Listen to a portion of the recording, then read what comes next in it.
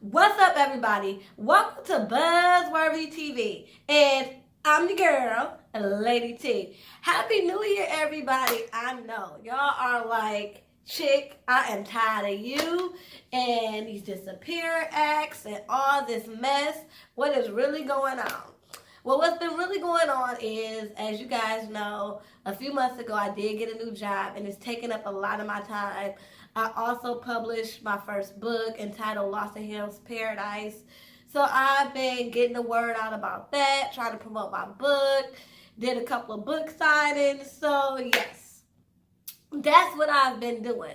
But hey, y'all, it's a new year and we are about to get back into this channel and get back into the mess hunting, okay? And it's been so much going on that we have to just get right on into it. I hope everybody's new year, their holidays and everything have been fantastic thus far. Again, it's been so much going on in regards to what's going on in the industry.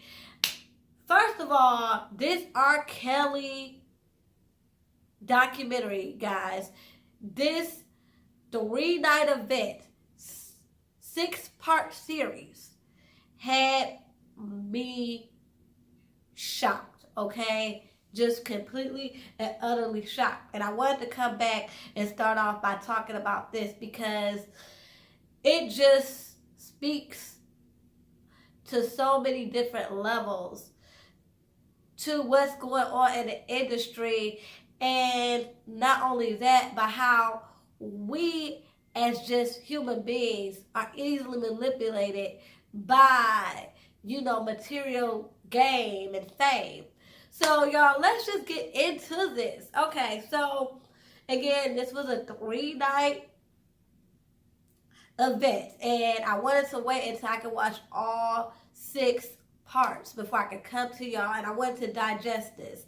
It is early as hell in the morning where I'm at, but I just had to come and just speak on it.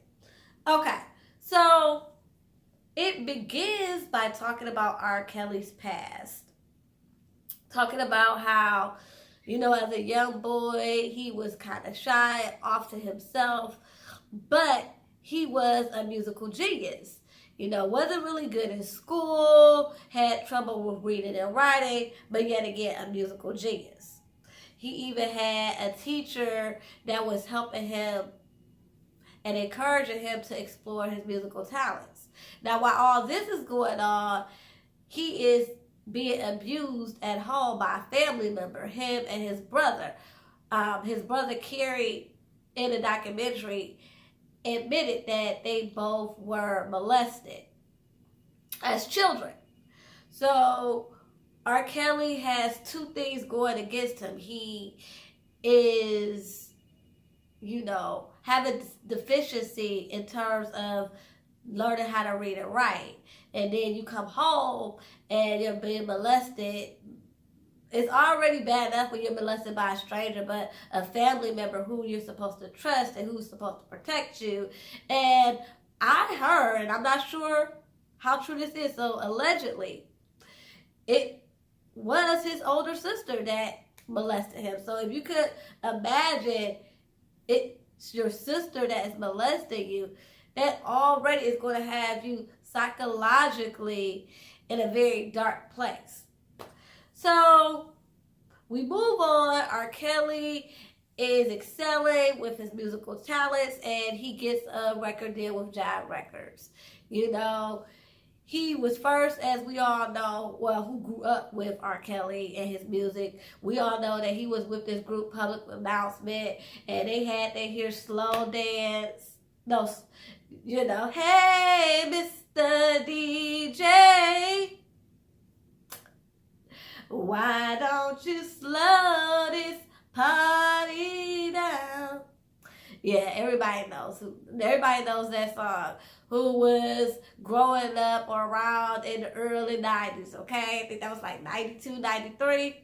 So anyway, he's got this record deal. He's making noise in the industry, and he goes solo. And when he goes solo, he releases this album, 12 Play.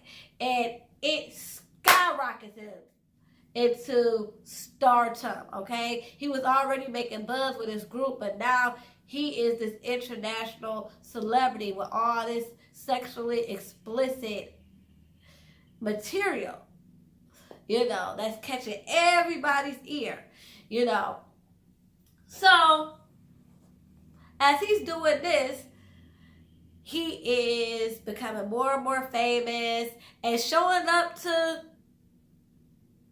kids' high schools. We've had plenty of people who lived in Chicago who come out and said, yeah, he would be posted outside of high schools, basically flirting and trying to lure young girls.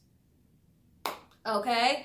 Even one of the teachers who actually said in the documentary, she had to tell him, you can't no longer be hanging out in front of the school. Get on away from here. And then supposedly he just went from being in front of the school to just down the street to McDonald's or whatever. So as he's,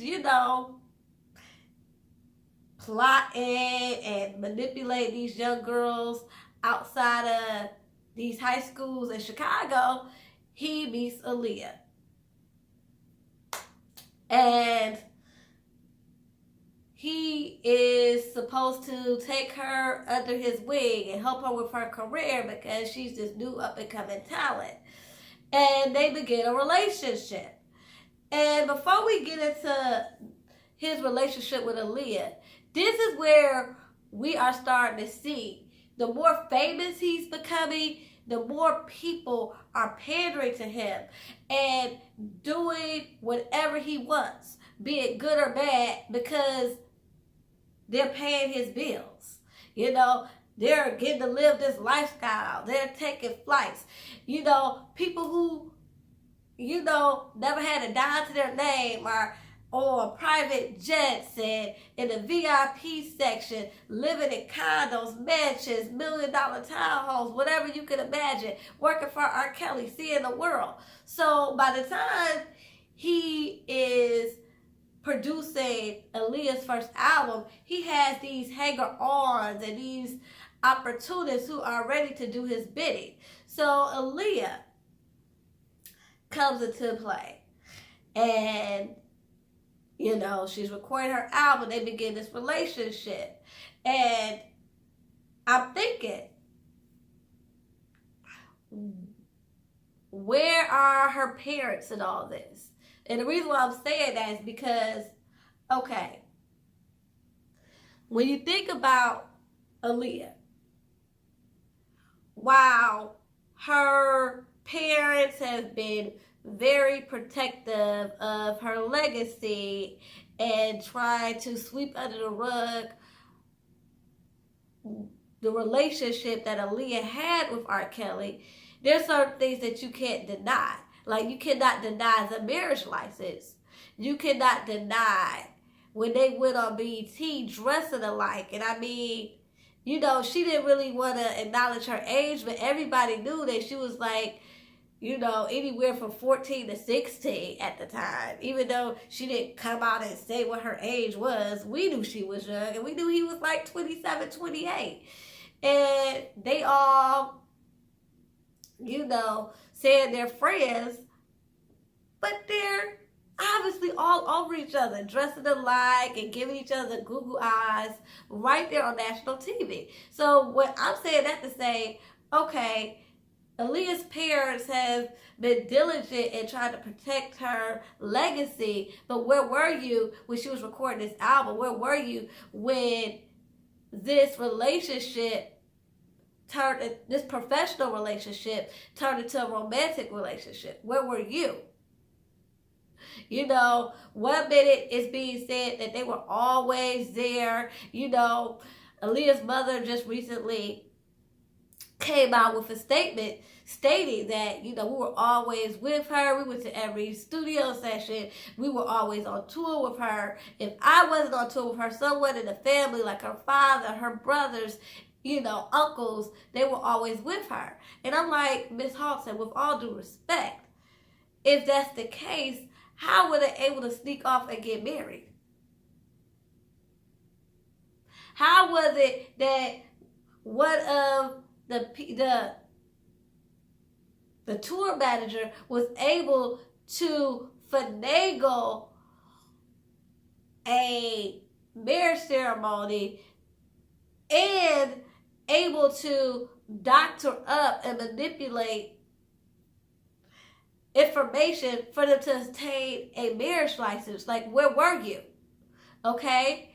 And I'm not trying to put the blame solely on the Haltons, but it's kind of like you got to take responsibility. And Aaliyah's parents, to me, and again, with all due respect, never want to take responsibility for what they've done. And I guess them taking responsibility is like, okay, we couldn't be for her. We couldn't protect her really in life. We dropped the ball, so now we're going to protect her in death.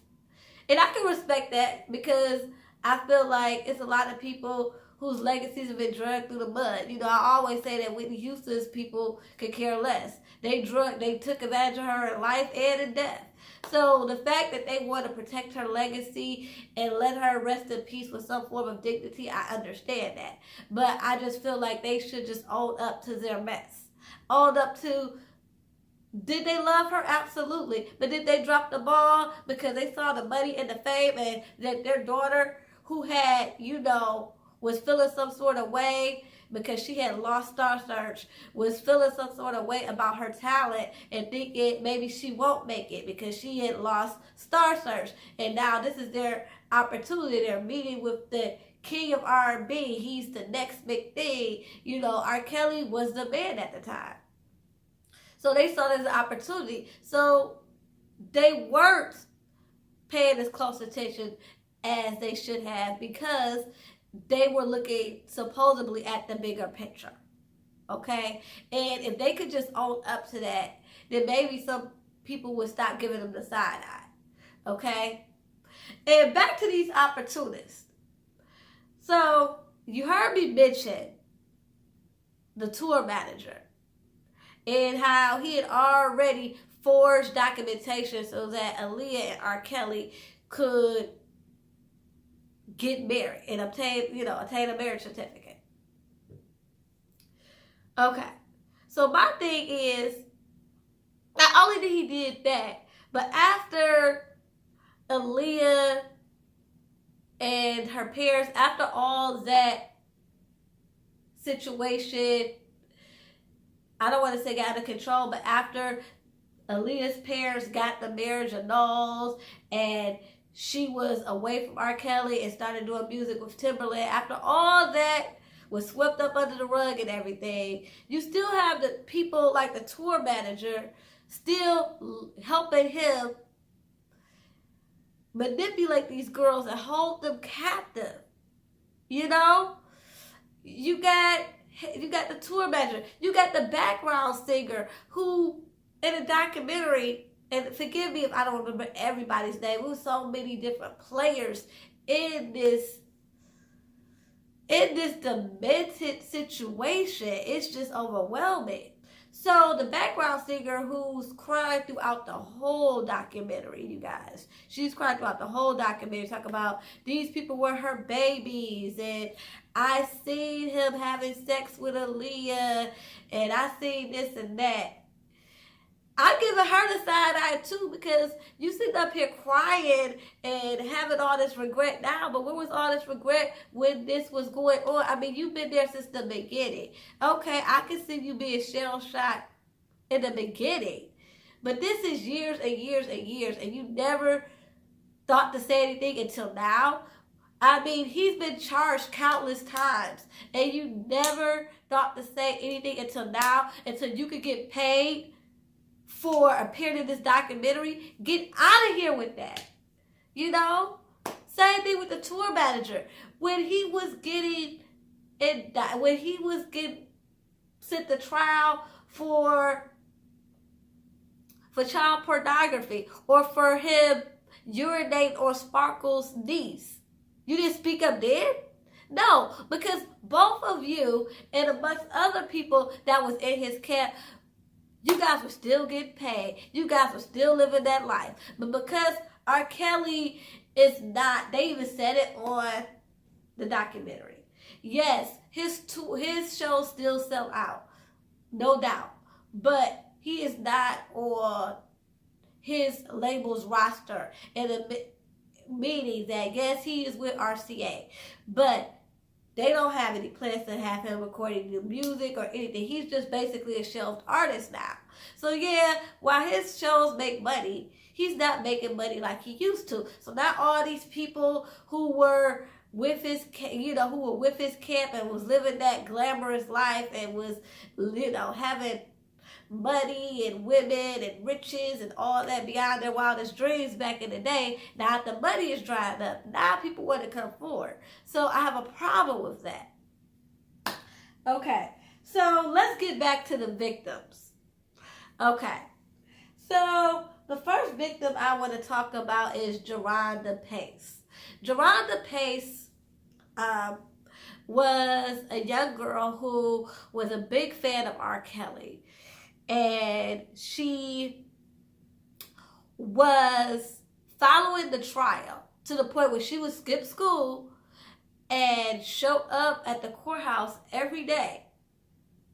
And that's how she met R. Kelly, because R. Kelly noticed that, hey, she's always at my trial. So they began talking and became cool.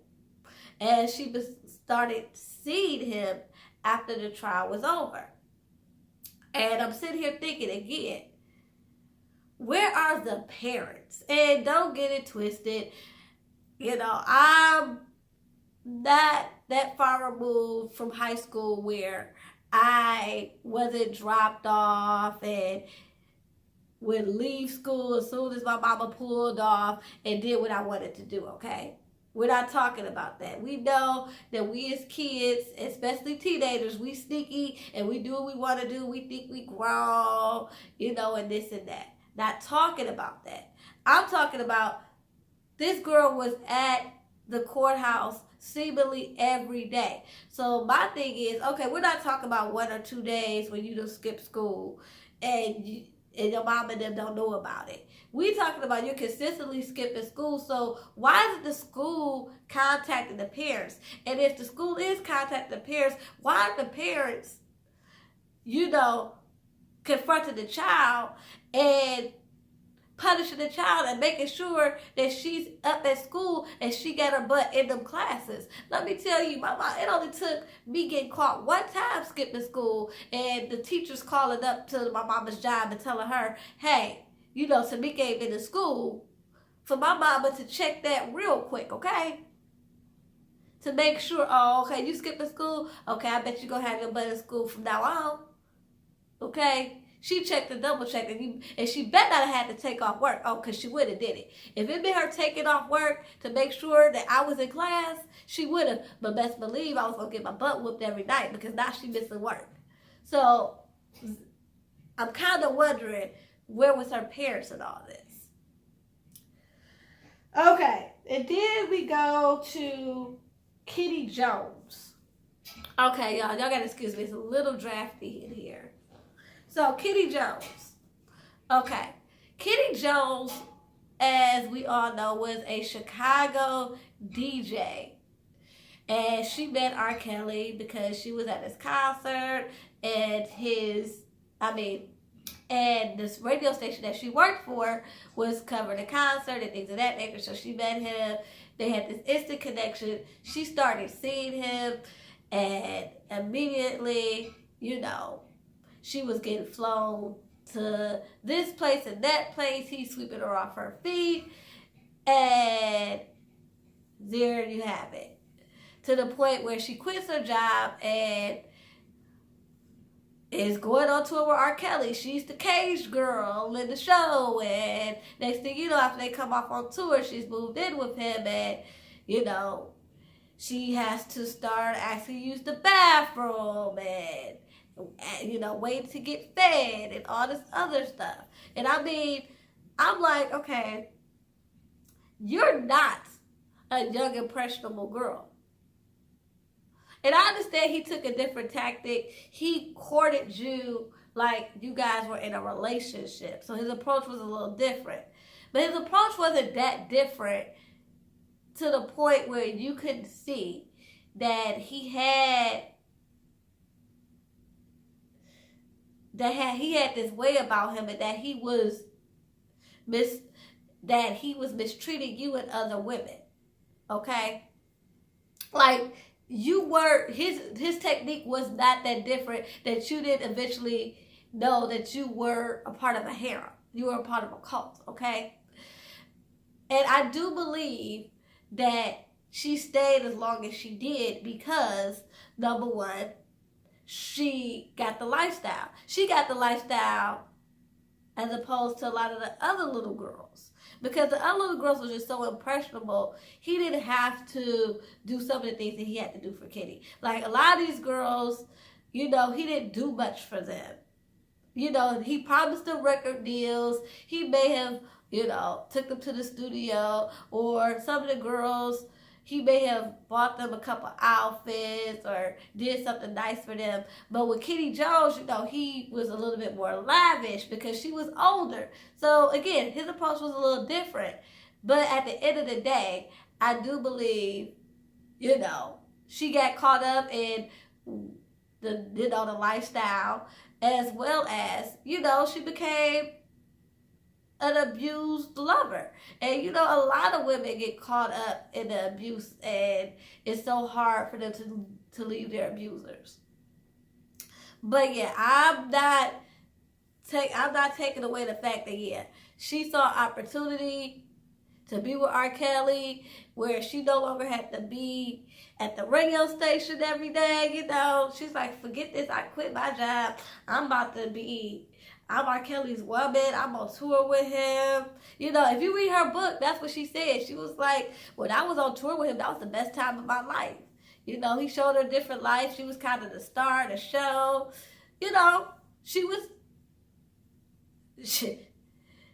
She saw an opportunity. And this goes back to what frustrates me about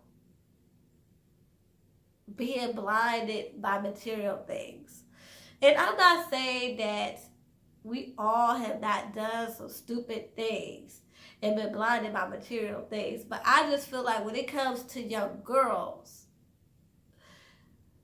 or even the older women that he dated, when it comes to young girls, or you sacrificing yourself to where, you're doing these sexually deviant things just for the almighty dollar, it's like, where do you draw the line? Same thing with these people that worked for him. Where did they draw the line, Like, when did they say enough is enough? And to me, none of them said enough is enough. They only spoke up because the well is running dry. And it's just so sad. The only person I kind of have respect for is Sparkle. Because I want to talk about Sparkle's this. I know I'm all over the place, but it was just so much going on, y'all. So we're still the victims. And I know I went from Jerronda Pace, and now I'm going back to Sparkle's niece. I want to go back to Sparkle and her niece because that's a very interesting and complicated story as well. Because when you think about, okay, here's Sparkle, who had been there and affiliated with R. Kelly basically since the beginning. She saw him when he dealt with Aaliyah and a couple other young girls. But because he never did that to her, because she was a background singer initially, and because she never was pursued by R. Kelly or things of that nature, and he was helping her with her career. She went from being a background singer to him helping her with her album, and they had this duet called Be Careful, and things were starting to look up. So once she officially got put on, she wanted to help her niece out. Her niece was a up-and-coming rapper. So she was thinking, hey, as long as I protect her, it'll be okay. I'll look out for her. I wish he would try that with her, because he already know. And again, she probably thought, hey, he never tried it with me. He already know that I don't play that mess, so he know not to do it with my niece. And she even said it herself. Yeah, she knew how he was, but she facilitated them interacting because she was always there initially. You know, at first it was all good. He was helping her niece out, and she was there all the time. Then all of a sudden, she's going up to the studio, and her niece is already there. And she's questioning it, but she's not really putting her foot down because, again, her single is climbing up the charts, and they're working on her solo album, and he's helping her niece. So it's kind of like, I don't want to rock the boat. But then, when that tape came out, and they showed her the tape, and she had to actually verify that that was her niece, that's when she finally spoke up and was like, nah, this ain't right, dude. And I respect her for that. I do give her the side eye initially because when she started seeing that her niece was coming up to the studio without her, she didn't put her foot down. But I do respect the fact that when she saw her niece on tape, in that degrading manner, she spoke up to the point where she lost her career, spoke up to the point where her family disowned her because they wanted the almighty dollar. They took the payout, denied that it was Sparkle's niece, everything. And this is where I'm like, when do we, I know it's a saying that they say, everybody has a price. And I believe to some extent, everybody does. Again, nobody's innocent in being lured to do things that you wouldn't normally do for the almighty dollar. Nobody, and I do mean nobody, it exempts. But when do you say, you know what, enough is enough? When do you have that line? Where does your morality step in? That's just my take on it. And I think for Sparkle, it was seeing her niece on that tape. So I respect her for that. I just feel bad that her family members were so blinded by what R. Kelly could do for the niece and what he offered them to keep their mouths shut, that they disowned Sparkle and for, you know, and for going what was right, just for the almighty dollar. You know, they said that niece was still dealing with R. Kelly up until the middle of the 2000s. And I'm like, whoa. Okay. So, after Sparkle's niece and Aaliyah and Geronda Price and Kitty Jones, we got Osriella. She was an up-and-coming singer who went to R. Kelly concert and got backstage, and you know, she was, you know, she told him she could sing. I think she was there with her parents, if memory serves me right. You know, if I'm wrong, please put it down in the comments. Again, it was so much going on.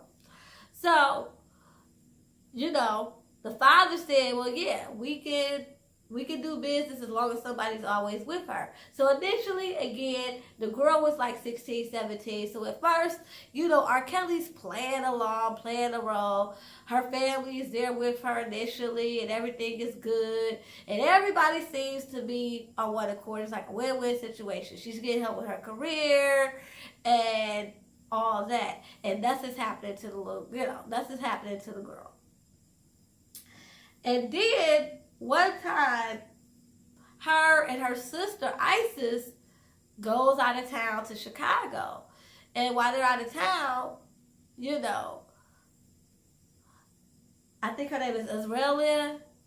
She is basically told that she can't do this without checking with R. Kelly. She can't do that without R. Kelly. And Isis is like, what is you talking about? And when R. Kelly's bid wouldn't let Azella leave, Isis was like, you know what? If y'all don't let us leave, I'm going to call the police and tell them that you kidnapped my sister. So when all that hit the fan, ISIS called her parents and told them, hey, y'all need to come down here. Something ain't right. So they come down there. R. Kelly smooths it over, saying that, hey, she overreacted. And by this time, ISIS is like, well, maybe I did overreact. And the only reason why she said she overreacted is because R. Kelly has already said, hey, if you tell anybody what really is going on, I'm going to hurt your family. So she believes that. So when they get down there, she's downplaying it herself. So they go on about their business. And when the girl gets 18, guess what? She changes her number and nobody can get in contact with her. To this day, they know she's alive, but they have not seen her. And I'm like, wow. And then, we have another famous victim that is currently with R. Kelly, Joycelyn Savage. And they talk about her and about the Savages are on there. And they're talking about how they, met R. Kelly, and R. Kelly was supposed to have been helping their daughter with her career. And it's kind of like, you guys have been turning a blind eye just so y'all could get some money. That's basically the common denominator out of all these stories. Everybody turned a blind eye for the almighty dollar.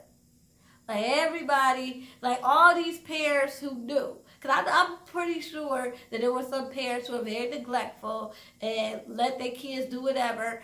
Just like in the hood, when you got these neglectful parents and these kids sit up here, got these old ass boyfriends and sitting up here, gone for 3-4 days out the week, and these parents, not doing nothing. But I'm talking about the parents who knew and were fully involved and fully knowledgeable about R. Kelly and what R. Kelly was doing with their children.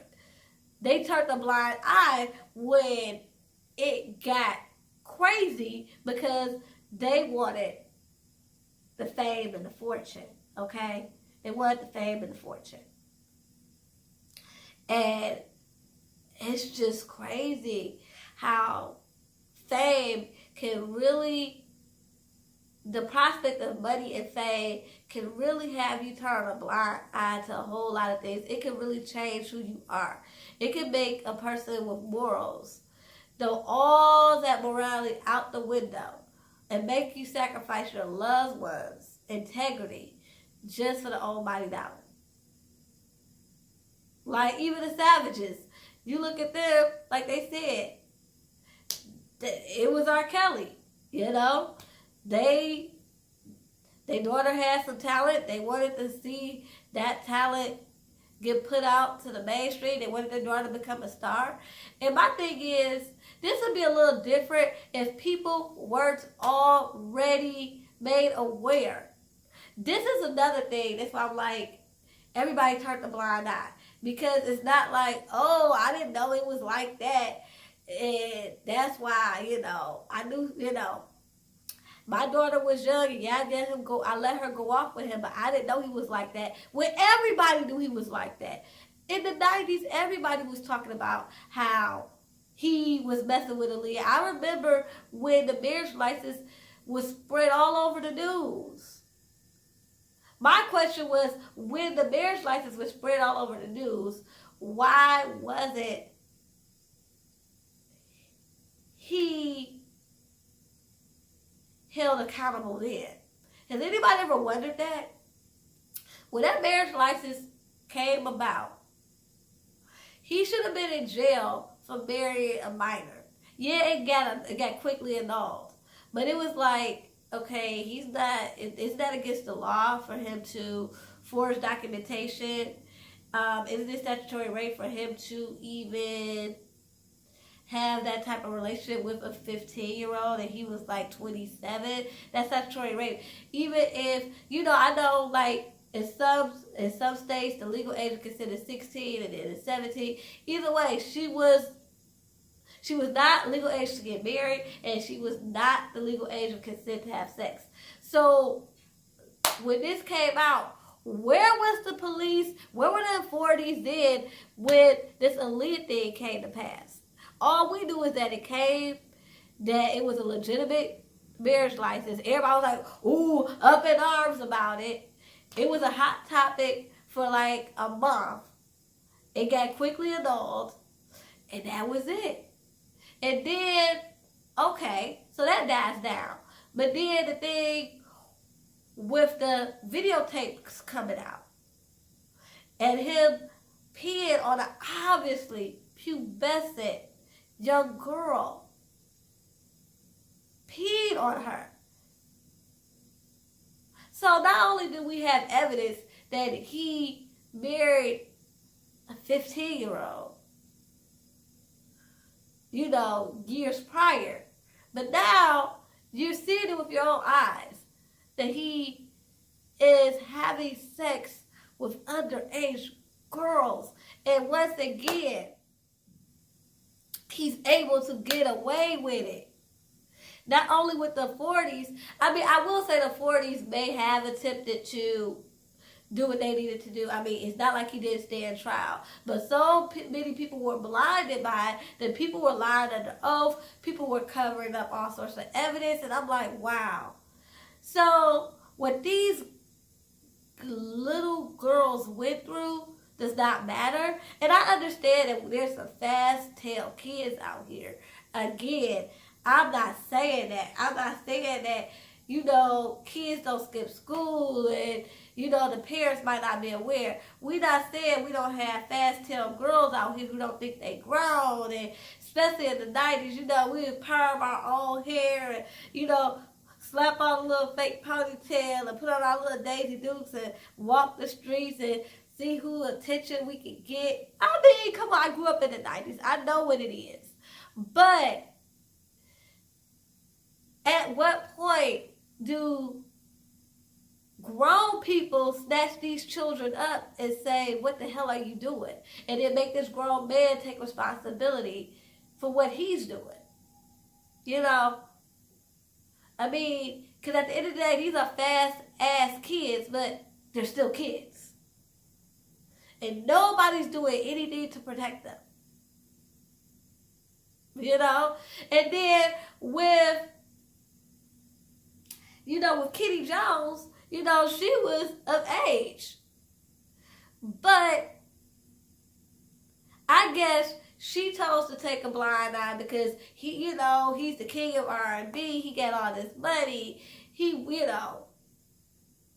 whisked her away. It was like a dream. So she turned a blind eye to it and chose to believe that everybody was lying. When we choose to turn a blind eye to things, the first thing we want to say is that person's lying. They lying. So, and then two, if we guys go back to the documentary, the tour manager did say there was two types of people that he would really kind of pander to. Young girls who really didn't seem like they had a strong family background.